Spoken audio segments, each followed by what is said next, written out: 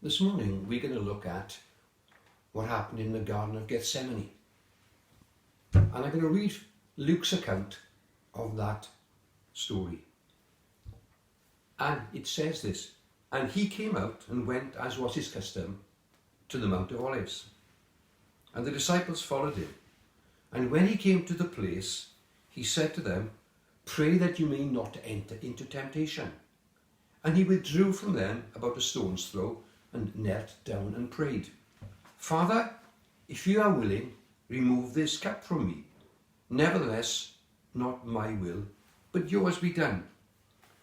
And there appeared to him an angel from heaven, strengthening him. And being in an agony, he prayed more earnestly, and his sweat became like great drops of blood falling down upon the ground."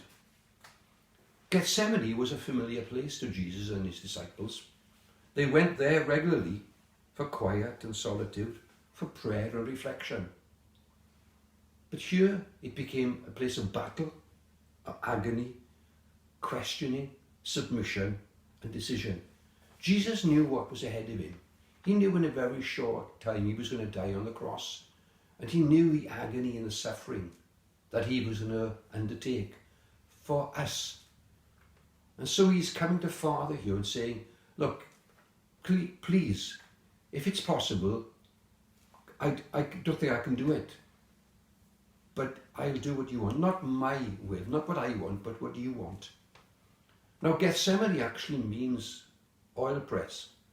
It's a place where oils are crushed and pressed and squeezed in order to produce oil. Now, my wife and I visited Rhodes some years ago. We hired a car and drove around the island, and we came across an olive grove one day. And underneath the olive trees there were nets. I didn't know what they were there for, so we asked the locals, and they told us that when the harvest comes, they shake the trees quite violently so the olives fall to the ground, and it's more convenient to collect them in nets than just collect them all over the ground. And I thought the process of collecting them and the process of extracting the oil has got words like squeezed, shaken, collected in a net. And all those things talk about pressure and talk about the kind of things that we have to sometimes survive in life. And Jesus and his disciples here were experiencing that kind of pressure. Do you know that I was told that when we're under pressure, the real us comes out. When we're under pressure, we say words we don't mean to say. We get angry, we get upset, and the real you comes out. Do you know when you squeeze a tube of toothpaste, what's going to come out? Toothpaste. And when we are squeezed, the real us comes out. So when we're under pressure, as sometimes we are, we discover the real us. And Jesus is saying to his Father here, "Look, I don't think I can cope with this. I don't think I can go through with it. I need you. I need your help. I need your guidance." And you know that in these days of unprecedented pressure, financial pressure that some of you are experiencing, family pressure, being sort of cooped up in a house perhaps for days at a time, months at a time, afraid what you're going to bring back if you're out at work. I saw a BBC news item the other night where Fergus Walsh was in an intensive care unit, and the pressure that the doctors and nurses are under is overwhelming. It's incredible what we're going through at this particular time. But just like Jesus, I ask you to reach out to the Lord, to reach out to help him to alleviate the pressure. That's what Jesus did. He went ahead from this moment and completed the task. And I believe we can complete the task that he asks us to do with his help.